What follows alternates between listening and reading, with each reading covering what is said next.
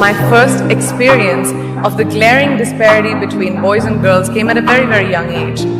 I grew up in a middle-class family with extremely philanthropic parents who constantly reminded me and my brother how lucky we were and how giving back to those who were less fortunate was not a choice, it was a way of life. Simple.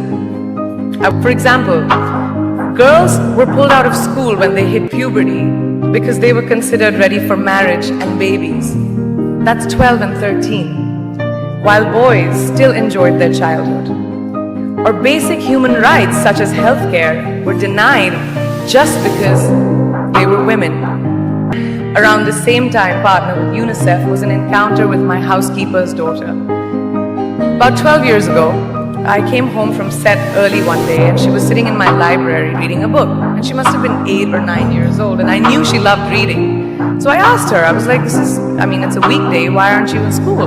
And she said, oh, I don't go to school anymore. So I went and asked her mother and I said, why isn't she in school?